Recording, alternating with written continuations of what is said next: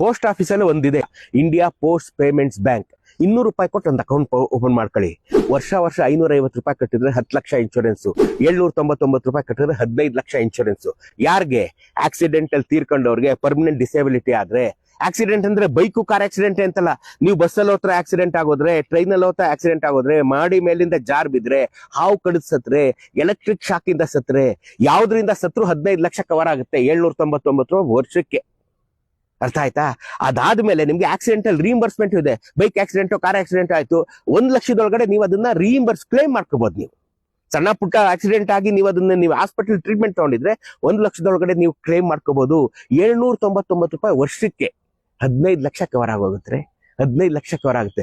ಬೇಡ ಅಂದ್ರೆ 550 ರೂಪಾಯಿ ವರ್ಷ ಕಟ್ಟಿದ್ರೆ 10 ಲಕ್ಷ ನಿಮಗೆ ಕವರ್ ಆಗುತ್ತೆ. ನೀವು ಅದನ್ನ ಬ್ಯಾಂಕಲ್ಲೇ, ಪೋಸ್ಟ್ ಆಫೀಸಲ್ಲೇ ನೀವು ಇಟ್ಬಿಟ್ಟಿದ್ರೆ ಅವರೇ ಡಿಡಕ್ಟ್ ಮಾಡ್ಕೊತಾ ಇರ್ತಾರೆ. ವರ್ಷಕ್ಕೆ 550 ರೀ, ವರ್ಷಕ್ಕೆ 799, 15 ಲಕ್ಷ ರೂಪಾಯಿ ನಿಮ್ಗೆ ಕವರ್ ಆಗೋಗುತ್ತೆ. 799 800 ರೂಪಾಯಿ ನೀವು ಇಟ್ಟಿದ್ರೆ 15 ಲಕ್ಷ ಕವರ್ ಆಗೋಗುತ್ತೆ. ಅದಲ್ಲದೆ ನೀವು ಕೋಮಾಗ ಹೋದ್ರು ಕೊಡ್ತಾರೆ. ಆಯ್ತಾ? ಅದಲ್ಲದೆ ನಿಮ್ಮ ಮಕ್ಕಳಿಗೆ 1 ವರ್ಷದ ಫೀಸ್ ಕಟ್ಟಲಾಗುತ್ತೆ.